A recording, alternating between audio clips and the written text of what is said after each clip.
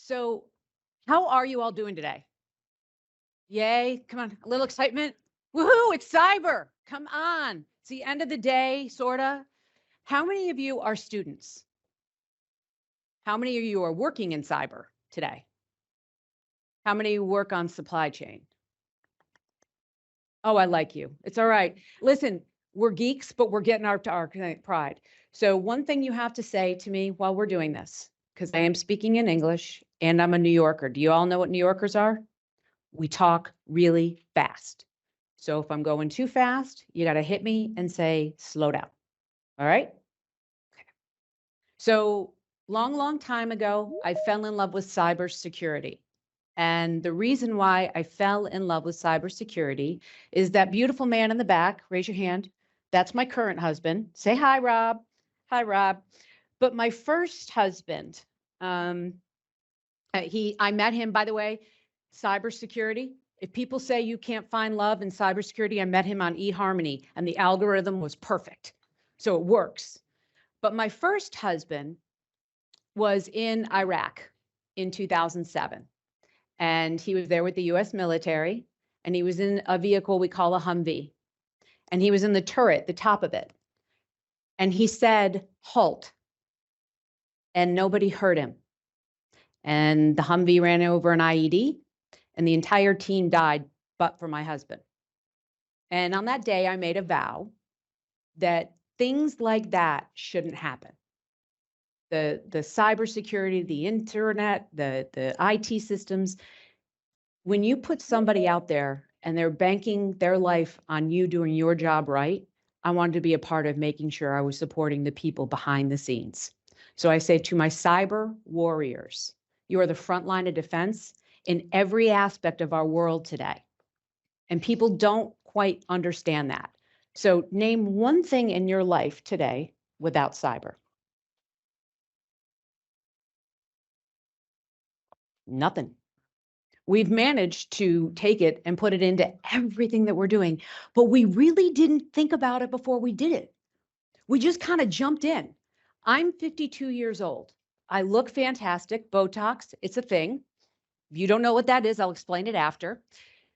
But this, do y'all remember Al Gore created the internet? Does anyone know that joke here? No?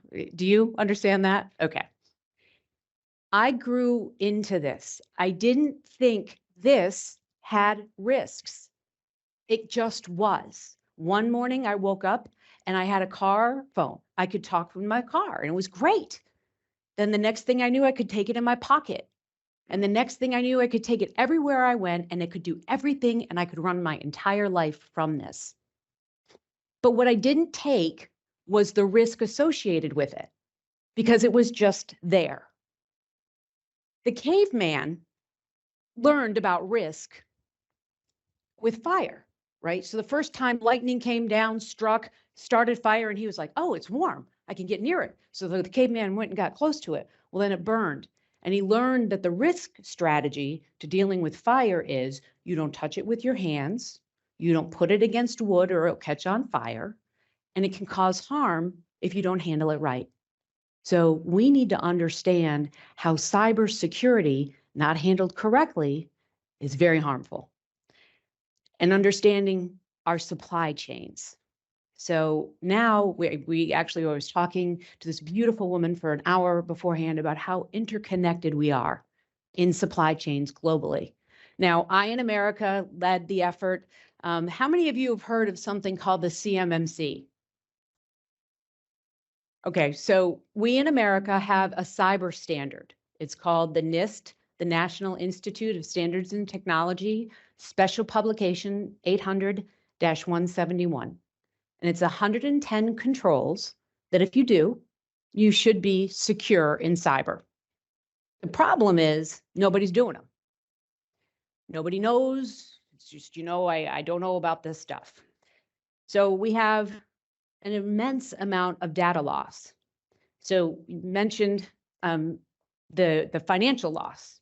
Do you know how much money a company of over 200 people will lose every minute they're having a ransomware attack? Does anybody have an idea? 5,400 euros every minute they're not working. Okay. The financial impacts on cyber in supply chains, in business operations, in day-to-day life are critical. So the bottom line up front, that's what a bluff is. How can you protect your cybersecurity and trust and protect your supply chain when you may not know or have access and knowledge of it? So in America, we have something called contract privity. So I might build a weapon. I'm big on weapon systems. That's what I built. So no. When I build a weapon system, I talk to my level 1 primes, tier 1 primes. I don't know where they're getting all of their materials from or sources because I'm only allowed to look at my tier 1 suppliers. Okay. So we have the same problem that Germany is having, that it's not necessarily the first person I touch that's the problem. It's generally much further down the supply chain where the adversary has found it much easier to exfil. Anybody remember the Target breach?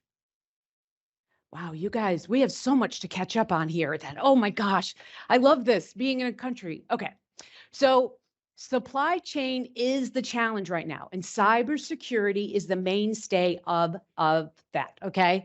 So global companies are losing billions of dollars due to supply chain disruption, okay? So right now we have a geopolitical event going on in Israel and the Middle East, which will affect fuel. It will affect some of the rare earth minerals that come out of that area. We have a geopolitical unrest in Ukraine and Russia, Poland, Turkey. We have unrest in Thailand, Taiwan, China, North and South Korea. You name a spot in the world, we've got a problem with it that's disrupting a supply chain today, tomorrow, or the next day.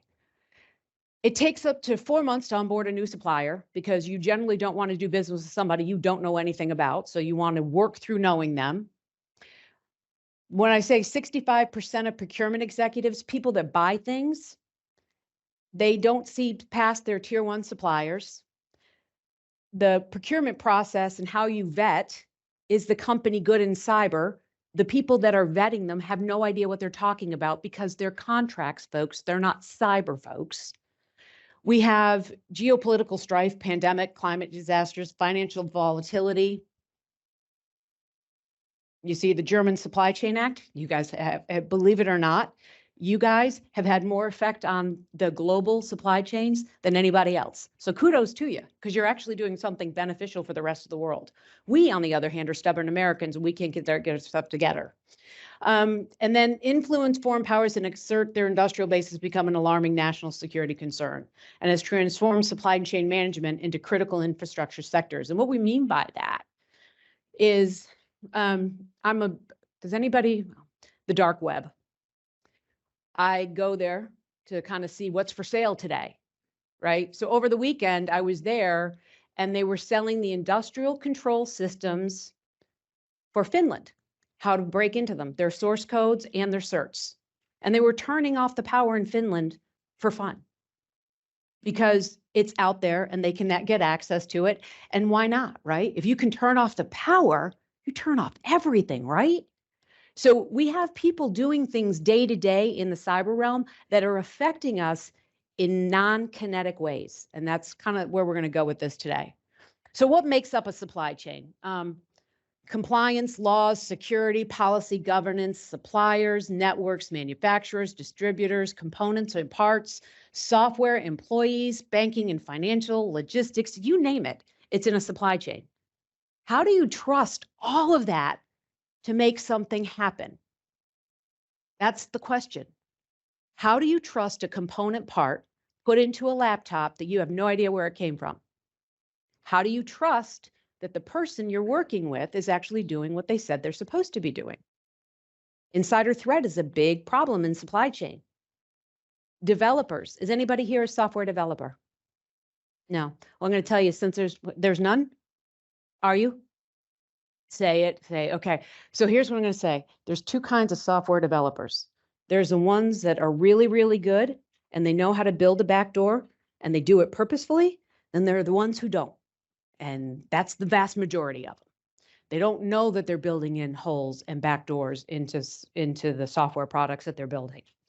So many factors, this is kind of just going through the same thing, talking about, but just so you know, since the pandemic, 81% increase of cyber attacks across the globe, 81%. We used to be able to count on one hand 5 years ago how many cyber attacks we had. Now I can't count 5 in 5 minutes because it's happening so fast. And 50% of the supply chain disruptions are attributed to cyber attacks. So we have the risks, which are data breaches, hacking, malware, insider threat. We have vulnerabilities, which is weak authentication, lack of standardized security protocols, and unsecure communication channels. I'll get into that one. And the impacts are financial loss, reputational damage, and operational disruptions. So here are the pieces of the puzzle. This is probably my favorite one. Anyone here heard of SolarWinds? Oh, in America, it was horrible. In America, it was devastating and still is to this day. That is probably the I'm sorry, I hit the wrong one. The number one problem in America today and across the world are people that got hit with SolarWinds. Now, do y'all know how that all occurred? Is really, really, really interesting. So an adversary, we will not name their name, but the country starts with an R and ends with an A. Guess. Worked really, really, really hard for many years to insert malware into a software penetration capability. And SolarWinds, and you can explain, SolarWinds is like a fence, right? That's what it does. It protects, it keeps the bad stuff from coming in and out. But it lets software penetration capability go in and out because it's told that's good. And the company FireEye, they're good. They inserted the malware into the FireEye, so it was going in and doing its job, finding the holes in the networks. But while it was in there, it was distributing malware, and it was taking all the certs. Now, how many people here know what certs are? Certifications behind the wall, everything, passwords, network architecture, you name it. And because SolarWinds, it said it's okay to go back through, the adversary got all the data that they wanted. Okay, and it infiltrated US systems at a level that had been unprecedented. There was not one federal agency that did not get hit. Now, we in America are a little bit lazy. We patched, but we didn't rebuild the certs. Okay, so what you're seeing in America right now, don't do. When you have something like an event like SolarWinds and your certs have been taken, change them immediately. Just don't patch. And here's where the part gets the fun part. How do you get your supply chain to do that as well? Because you're just as connected to them as they are to you, yet you're doing the right thing. How do you know that they're doing the right thing? Trust, but verify. And that's where we're going to be going with this. My other one was NotPetya. Everybody remember NotPetya? Come on, that was global. That one was the start. So this one was really interesting. It was an attack on Maersk, the shipping mogul, right? Because our adversaries wanted to find out where their products were. That was the whole game. They wanted to see if they could disrupt the supply chain, the logistics supply chain. They went after, and they sure did. They took over 76 ports in one day, turned them off. That is cyber in a supply chain. That is disruption. And then we have WannaCry was another favorite one. Did you guys have WannaCry here too? Yeah. So in 2017, she's running for president of the United States now, Nikki Haley. She was the governor, and I was one of her advisors. And WannaCry was coming through. And she said, how are we going to protect the state of South Carolina? And I said, unplug the networks. And she said, why? I said, because A, they weren't created correctly. There was no interoperability, which means that there was no way that I could tell you there was something wrong. They were run in their own little silos, which are good in some areas, but making changes doesn't happen fast. And we needed to make instantaneous changes. So it was better and safer to just unplug all of the state networks and then reboot them and pray they worked. And that's what we did. Really rudimentary ways to fix cyber problems and supply chains. That's not the best way to go about it. So I came up with what I think,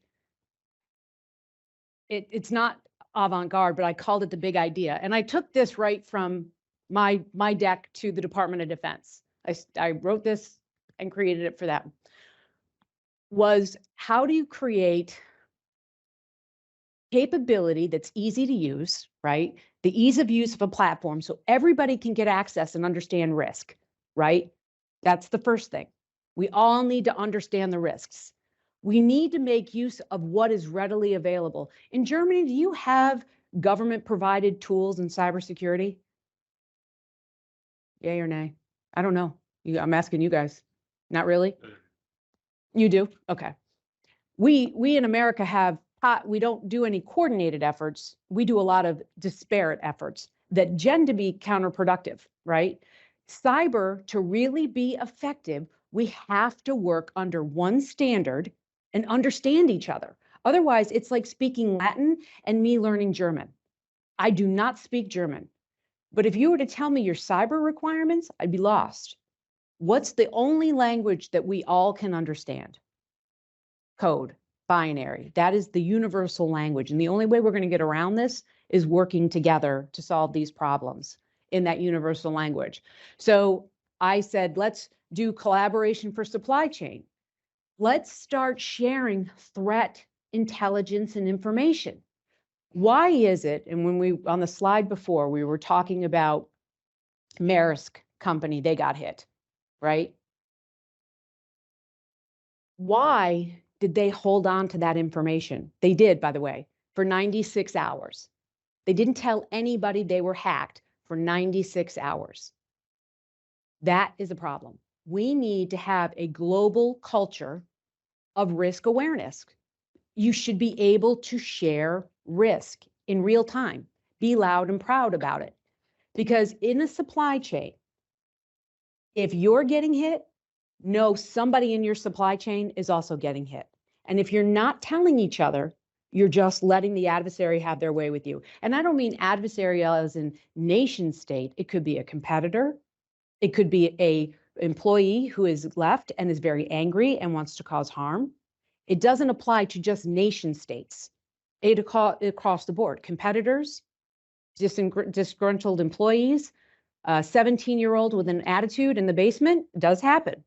And we have to be able to share threat information. So I started in the Department of Defense capability where if a company has been hit, targeted, we have something called DC3, where you call that information in and we disperse it to the entire supply chain. We want that information out as fast as possible, because the faster we get it out, the faster that we'll be able to find the solution, patch it, and clean up the mess. Now, China is probably frenemies with most countries in the world. They're enemies of ours in America. And it's simple. Politics being what it is, our dislike for China is because we have become too reliant on China. We got lazy. Americans got lazy after World War II with our industrial base and our manufacturing. We just didn't pay any attention to it. And we went with something called LPTA. How many people know what that acronym means? Tell me lowest price technically acceptable, okay? So if anybody making, and I'll use this beautiful water glass here. Now, this water glass made in Germany is a beautiful glass. It is made of the finest glass you can find in Germany. It holds 6 ounces of water. It sits on a level surface, just like that. It's heavy in weight. It's good. But if China can make it, and Germany has it for $2 or €2, but China can make it for 75 cents, what are you going to buy? Lowest price technically acceptable. That is how we got in trouble with cybersecurity today. That is the exact reason. In America, to do work, you have to say, I know that I'm implementing these NIST standards, multi-factor authentication. Everybody in the room know what that is, MFA, right? Are you encrypting your communications? Basic encryption? Well, that's going to be kind of out the door in a few minutes here as post-quantum encryption comes on the line. There are so many things in the NIST or that standard that if people were actually doing it, administrative powers. Who has the authority to give access in your company to somebody into a system? Do you know that 90% of the companies don't have any policies or procedures? And cybersecurity is not something that is, because it is in every aspect of our life now, it's not something you can just pull apart. If you don't have a cyber posture for yourself, least of all your business, especially your business, if you don't have policy in cyber, you don't have processes in cyber, you don't have culture, you won't be around in 5 years, period. If you're not taking that and putting it to your supply chain, they won't be there in 5 years. And here's an example of that. I'm working with a company right now. They are manufacturers of a very specific piece of equipment in defense into a launch pad. The LPC, launch pad container, is what we put our javelins in, and that's how we shoot them off. China knew really well who was in my supply chain because we in America, we're transparent about everything. Not, that's a joke. We say we are, we're not. But we put all of our awards out and we say what every company has been issued a contract on this award to make this weapon, right? So the adversary, because they're smart, right? They went to a small shop, a mom and pop shop. That's what I like to call them, small business. No cybersecurity practices or protocol. They've been in business manufacturing for 30 years. They don't need anybody coming in and telling them what's wrong. And they didn't follow the rules. And the adversary got a hold of them. And I will never forget, it was Christmas Eve in 2020 or 21. I get a call from the Secretary of Commerce in the United States saying, Miss Arrington, we have a company that has ransomware, $1 million ransomware. They're critical to the supply chain. Where do we get the money to pay them? And I said to the secretary at the time, we don't pay terrorists. Don't know what they're going to do. They're out of business. And they went out of business. And they were a key supplier in that weapon system. And the adversary knew it. They knew exactly where to go in the supply chain to make it hurt. We have to think like that. Your supply chain is something that you think may be proprietary, right? But I can take you to a company called Exeger, and I can look at your entire supply chain in one glance. And I'm going to show you that in a second. With the use of AI, machine learning, I'm using over 31 million data sources, 60 million that, are kind of iffy, but 31 million structured data sources. I know the data I'm getting, and I know I can go after your supply chain. I know exactly who you're using, and I'm going to target. And if I want you to go out of business, or I want to buy your business, or I want to put you out of business, I know how to do that. Excuse me while I drink. There has to be a better way than what we're doing it. So the one guy that works in supply chain, you in the back, your name? Michael? Okay. Are you guys, your language is beautiful. I don't, yeah, it's all right. It's all right. All right. So what do you do in supply? Are you a manager or procurement specialist? Okay. Oh, okay. And the paper was on?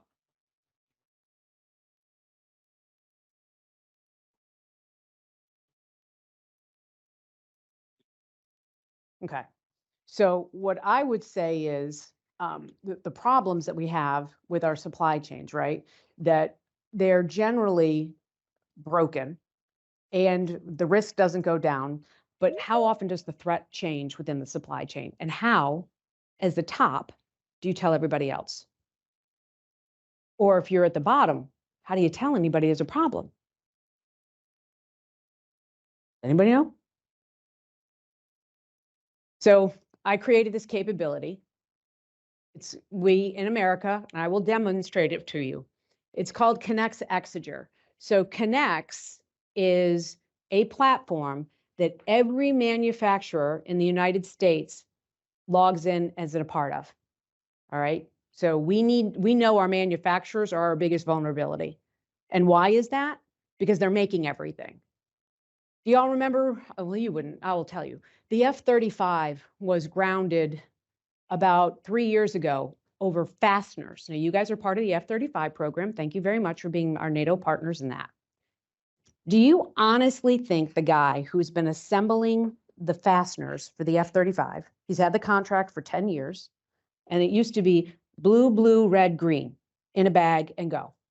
And the production workers showed up every day and they did what the computer told them to do, blue, blue, red, green, put them in a bag and go. And one morning they came in, it was blue, red, green, green. And the guy didn't want to lose his job. He's like, this is what the computer's telling me. The computer's always right, right? So he did that. And we ended up grounding all of our F-35s because the wrong fasteners were put in. And we had to go into every single F-35 in that particular lot, find them, run them down, ground them, and change out the fasteners. Do you think that hit in the supply chain was or was it by accident or purpose? It was 100% purposeful. So we needed a way so we could get that information out. So Connex is our way in the United States to get information out to the manufacturers. You would be surprised. Now, Germany and Turkey are the two world's best engineering. You guys beat everybody, everybody. So congratulations. We're envious of you guys. Cybersecurity, I would say Israel beats everybody, aside from Estonia, which oddly enough, how Estonia is a cyber power, I have no idea. But you are the best engineers and the best machinists are in Turkey, right? So I need you guys. I desperately need you because you're brilliant. And we work together incredibly well. But on that F-35 example, if you were the contractor in Germany in charge of that, I'd have to take you out of the network and say, I can't work with you anymore. And then you would be debarred. So in America, you'd go on a list and we'd say, we're not going to do any business with you anymore. That's a bad thing. We don't want to do that. Now, Exeger, have any of you seen Exeger here in Germany? Oh, it's so cool. Wait till you see it. So we need to illuminate the risks, okay? We need to know what we're dealing with, and we need to be able to communicate that with each other freely. So the risk identified, we illuminate the risk, then we write a risk mitigation plan, we enact it, and then the strategy, the risk is mitigated. And by what I mean by, oops, sorry, I went the wrong way. So this is Exeger, all right? So they're everywhere in the world, over 700 employees, at 35 languages, 10 offices across the globe. They are the ones that started in financial crime and have just evolved. So I use them exclusively. Now, they're rapid, it's AI machine learning. During the pandemic, and I'm just trying to keep an eye on time, I led the US supply chain for PPE and I did cybersecurity around Operation Warp Speed. Do you know what Operation Warp Speed was? The vaccine. That was the code name for our vaccine. And all of the PPE, from gloves to masks to ventilators, I was in charge of for the entire country. So I had a team, and I had to find out a really quick way to vet if a company was good, if they were cyber compliant, if they were providing counterfeit product, if they were financially able. That was one of my big things. In the United States, I had so many dentists calling me during the pandemic to say, I can get a guy who can get you gowns, right? I don't need a dentist getting me gowns, right? The only place in the world, do you know where we all get our rubber gloves from? Malaysia. Why? The rubber trees are in Malaysia. Nobody else has rubber trees. Somebody should start a rubber tree farm. Just saying. You want to be rich? Start a rubber tree farm. Why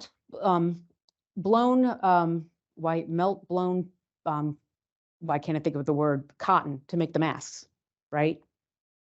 To get your KN95 and 95 masks, that's a lot. Those are very caustic to make.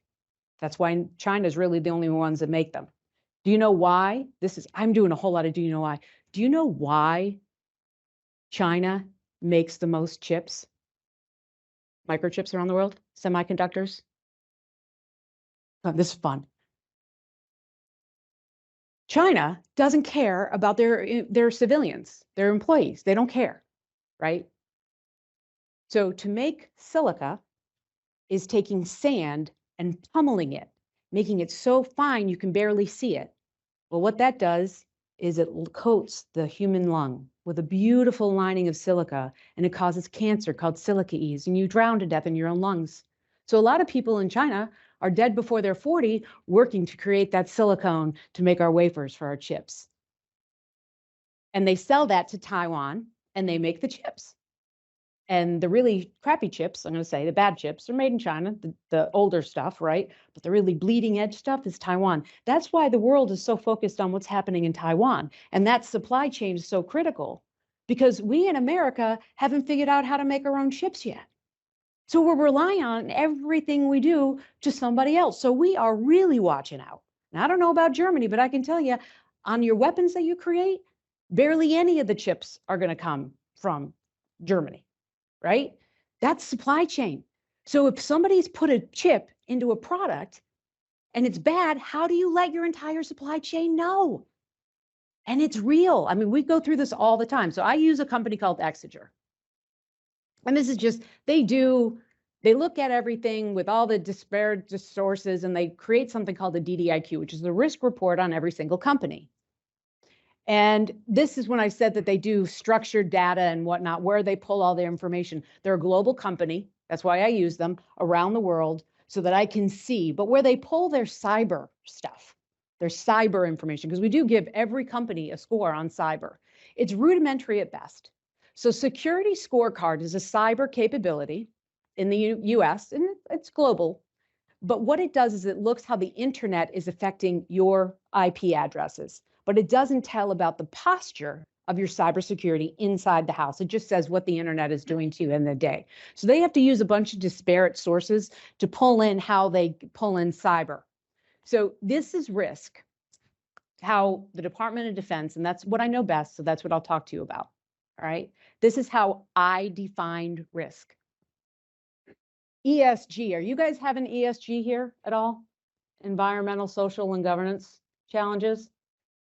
Okay, so we're now very big on our carbon footprint, right? What are we doing? How are we manufacturing what we're building? Is it making a difference? So you'll see we actually rate people on ESG. On cyber, I look at their network security, DNS health, patching cadence, endpoint security. Endpoint security. Bosch, anybody know the name Bosch? I walked onto a manufacturing floor in North Charleston and asked the IT guy, how many endpoints do you have on the floor? And he said, I think I have 30 people on my shift. And I took a seat and I said, that's not an endpoint, my guy. How many machines are outbound calling? How many machines do you have hooked up to the internet? Oh, man, they're all hooked up. I said, do you have a DNS? Do you all know what a DNS is? Do you have a DNS on all of those machines so you can whitelist the IP addresses? One of the greatest hacks in the DoD was through a company that didn't even know it. Our printers that we were buying, the chip came from China. And every time we printed something, it printed the exact same document in China. Do you want to know why we don't use how do you, the drone, DJG? Yeah. Who knows what I'm talking about? Yeah. You know why we don't use them anymore? Chip is in China. Everything that drone saw for the first 5 years they were out there commercially available. I bought my husband one for Christmas. China could see it too. When the chip is in the product and it's given a command to do something, it does it. It has no feeling. It doesn't have an opinion on it. So how do you let your supply chain know? IP reputation, the application security, your qubit score, how many times you've had information. We're constantly pulling in from the dark web what's going on in the chatter where we see where things have been exfilled. We have something called a software bill of material in America that we're trying to get companies to tell us who are the developers so we can whittle down on insider threat. They use that. So that's on my cyber score. All these other risks are what we take into account: operational risk, reputational, environmental, and this we do globally. Now in America, I don't know if you guys are doing any FOCI. We're big on FOCI right now, foreign owner and controlling interest, because we are a capitalist society. We're greedy. We love money. But we need to understand, especially in our supply chains for weapon systems and critical infrastructure, who's buying it, who's selling it. We have no control over it. It's capital markets. So we spend a lot of time finding out who is buying our products and who owns, what do they own? And do they have a voting share? Can they see proprietary data? So that's what risk looks like from my lens. Now, risk is not equal to everything, all right? So I'm going to use the only language I can understand, which is military. So anybody here that I've lost, or are you still with me? Let me see some smiles. Yay, okay. So in a weapon system,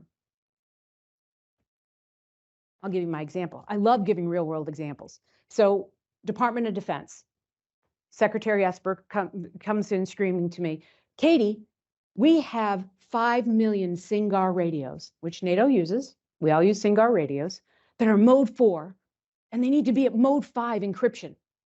It's a vulnerability that they haven't been fleeted up. We have 3 million still on the wrong encryption, which means that on the NATO scale, we can't communicate with each other. Now, that's a big risk in a supply chain, right? Except for the fact that there's a thing called selectful neglect, okay? I said to Secretary Esper, yes, sir, I understand you, but 3 million of those radios are sitting on shelves in Iraq and they're never going to be used again. So I'm not going to worry about that. In the Navy, how many carriers do we have at any one given time? I'm not going to say I know, but I can tell you there's a vulnerability in the Navy that every single carrier has. That is a high risk for me. If every carrier has the same risk, that is a higher level of risk than millions of radios. Does that make sense? 10 carriers poses a higher risk than 4 million radios. Risk is not the same for everybody. And there are certain people who don't care about risk, right? They're just going out to do their thing. They're not worried about it. They're going to make their money and go. They'll build a company and they'll sell it. But those of us who want our supply chains to stay intact and have integrity, we want to work with them. So this is what our marketplace looks like. You log in, every single company creates their own profile. They put in what they do, how they do it, where they're located. They can put in everything from, we use NAICS codes, but what machines they have, what tools, how many employees, they can put their financial status. So it's all out there for anybody to come in and get the information. And you can say, you know, whether I'm working in alloy metals, these are my certifications, and they all go in and you create your own profile. And this is just more supplier and detailed information. Supply chain tools, we've created that capability. Exchange Center can do business with each other, but this is where it gets fun. This is where I've changed the game. See those scores at the bottom? These are risk scores by Exeger. So this right here is taking a snapshot. It says 492 entities. This is from a prime supplier of a weapon system. They gave me 10 tier 1 suppliers. They said, we know 10 people in the supply chain. I used Exeger and I found out there were 492 companies in their supply chain. And I was able to determine company by company, and you can see some of the names there, the risk identified with each one of them. And I could go through each and every company and say what the risk scored. Now, these risks are nothing. That's easy, right? That's AI generated. The provenance of the data is irrefutable. It's over 31 million structured, over 60 million unstructured data sources that are brought in, machine learning, AI, and then a human analysis looks at, and they determine a score. And what we've decided to do here, and I'll show you all how to an Exeter live demo, but what we've done is we have made that report and we're giving it to every single manufacturer, every single company. And we're having them understand what their risk is. And if it's cyber, which is generally the #1 risk, we are walking through how to help those companies get better day by day. And it is not an easy process. This is slow and arduous because the biggest challenge for everybody, I believe, is the cost. What is the right amount of money that you're willing to spend on making sure your supply chain's good when you don't really have any money in your business to do this? It's not something that you negotiated in contracts. Supply chain risk management or cybersecurity are just gimmies. I went out as an American to our industrial base and I said, how much money do you spend in cybersecurity? And companies were like, I don't know. Do you know what it costs per seat in the company you work with to provide cybersecurity? And how do you know the person that you're sending the information to has put the same amount of effort into cyber that you have? Because once your data's with them, like I said before, that 10 companies led into 492 companies. How do you trust 492 companies with your information? This is the riddle. And the only way to do it, it's like, you know, Alcoholic Anonymous, right? Hi, my name is Katie. I have a problem, cyber. And out of the 110 controls, I'm telling you I'm doing 110, but I'm really only doing 25 of them. And yeah, we're all at risk. How are we going to do it? And this is the big crux. And then how do I implement what I think my country's rules and regulations on you? Because we are trying, by the way, to do that. So our Department of Defense right now is going through requiring, and there's a conference I'm missing between my country and your country about how do we come to an agreement on what is cyber rules? What are the real things that we need to care about? How do we evaluate them? How do we know for sure you're doing the things that you say you're going to do? I can't trust you anymore, so I have to verify, right? Trust but verify. Who do you have in Germany that verifies? Do you have a capability? I've read about ENSA. I've read about a bunch of different stuff. Do you have entities that come out and do cyber audits on your companies? And who are those? Is it the government? So we're struggling with that in the United States. We really are struggling. And the reason why we're struggling is because of the cost of it, right? That we didn't, a lot of us got into contracts where we didn't highlight cybersecurity. So we said, you know, I'm going to check the box that I'm doing those 110 controls. I'm really not, but nobody's coming and checking. And self-attestation does not work. And therefore, we have big problems. And lowest price technically acceptable. So on our contracts, it says all they ask you is, are you compliant? Check yes or no. That's it. Nobody comes to verify it, nothing.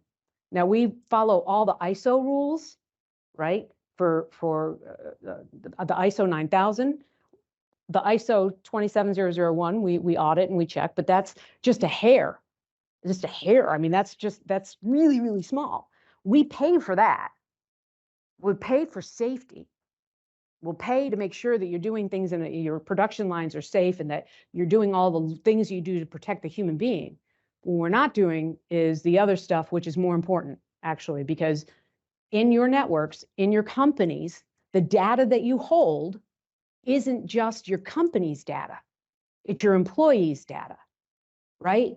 Do you know who here at LinkedIn? Are you guys big LinkedIn users?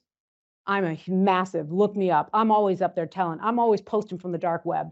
Like I go and say, hey, Fuzzy Bear, I love the cyber actor teams. They're amazing. And I'll put out there what they're doing. I think the more the merrier, the break the glass. I want everybody to know what they're doing.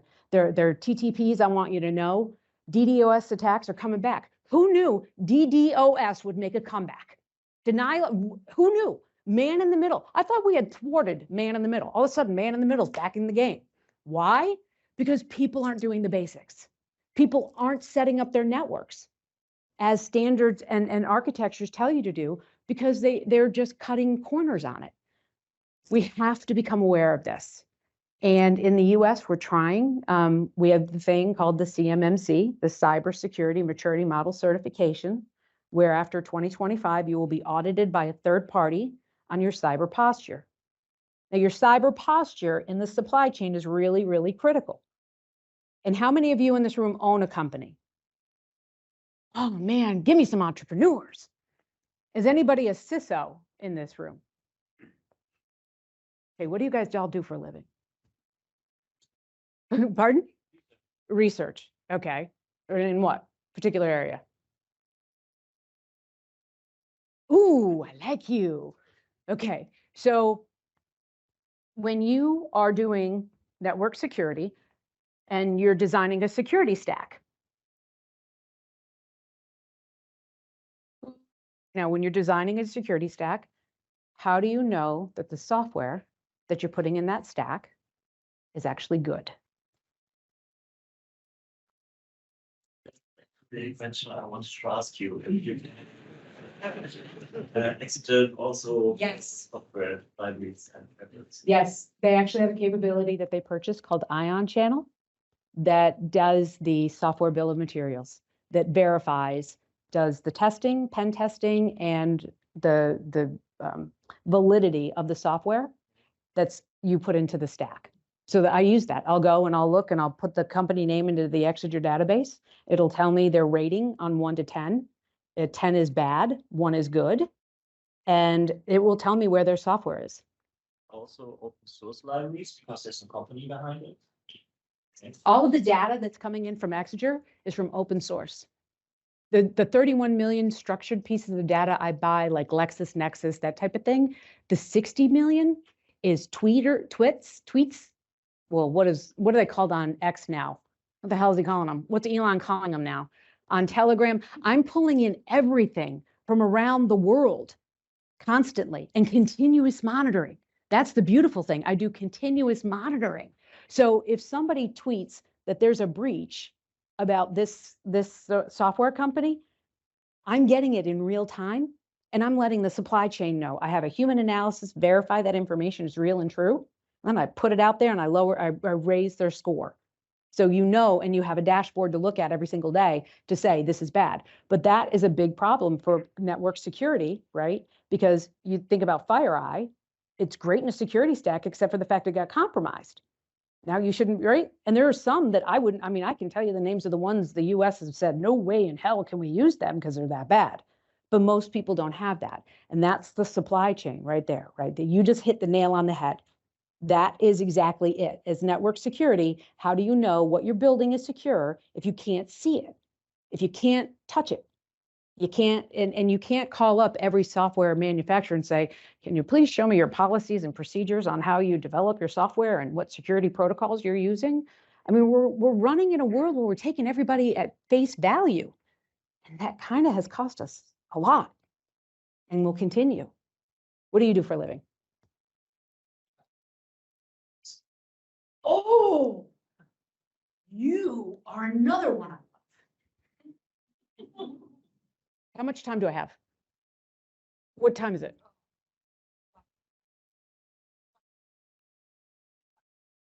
Oh, so I have 5 minutes. Oh, bonus. Okay. Biometrics, right? All right. So this is going to be good. You ready? How many of you here have done ancestry, DNA, finding out your history, your genetic history? Anybody here? Come on, admit it. You didn't do it? Okay. We did it in America. You want to know how biometrics, we know how we screwed it up?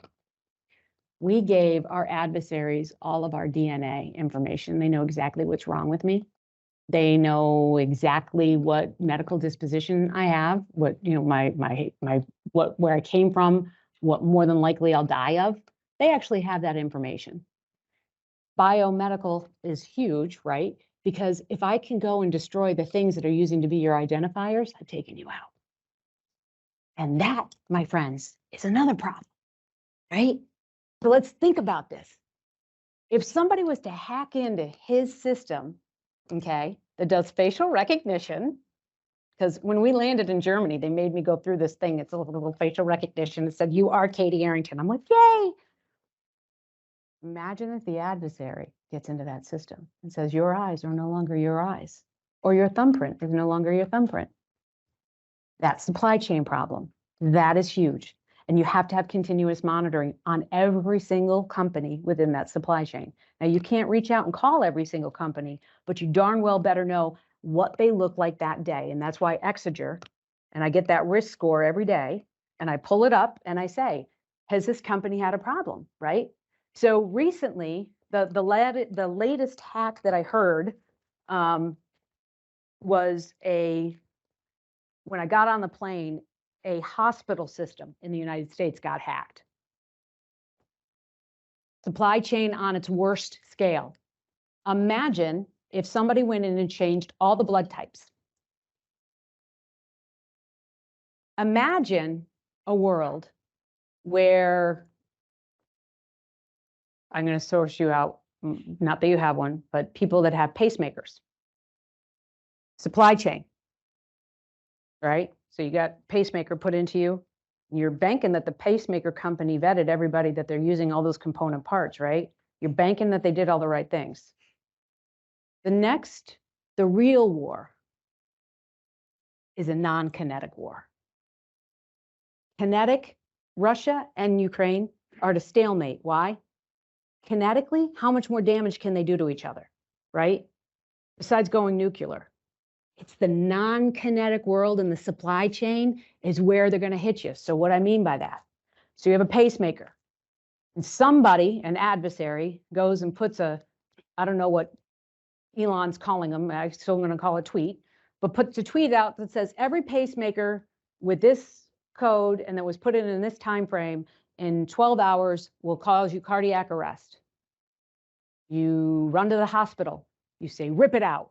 And they look in your electronic healthcare record and they say, we have no record of you having a pacemaker, but we can get you in for an ultrasound next week.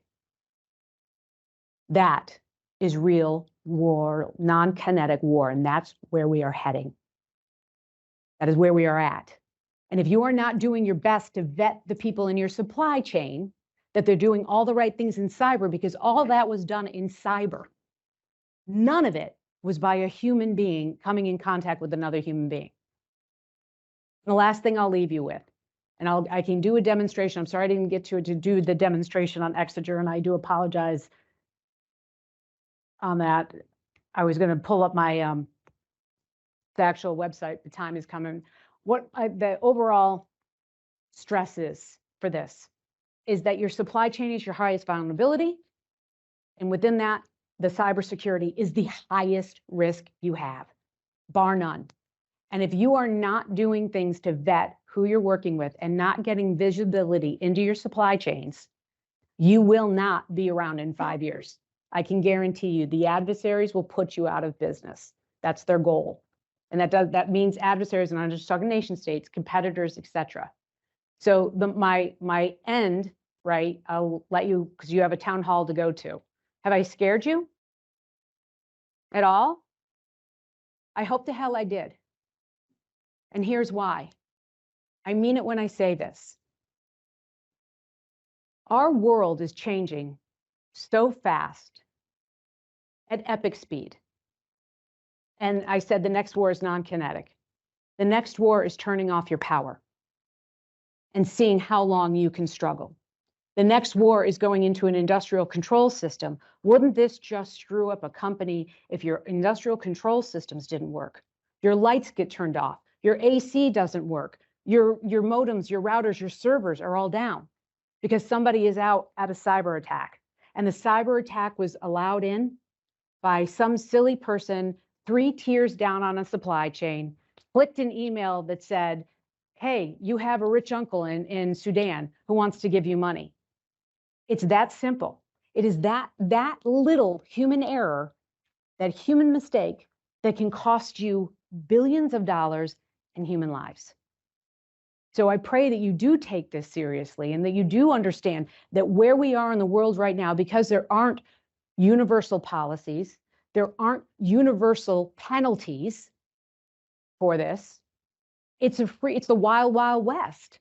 And until we get to that point, what do you do in the meantime? Well, you have to make sure you're vetting who you're using, and you have to do continuous monitoring, and you have to maintain cyber posture. And by that, I mean, if you are an employee in a company and you're working on cyber, you should be able to talk to the CEO. It should be their business. We say in around the world when we're talking about cybersecurity, it needs to be cybersecurity and supply chain need to be in the C-suite.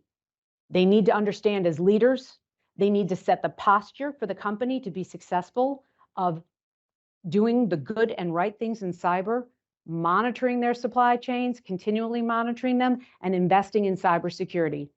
Otherwise, bad things will happen. So with that, I've ended my time. I hope I educated you guys on something today.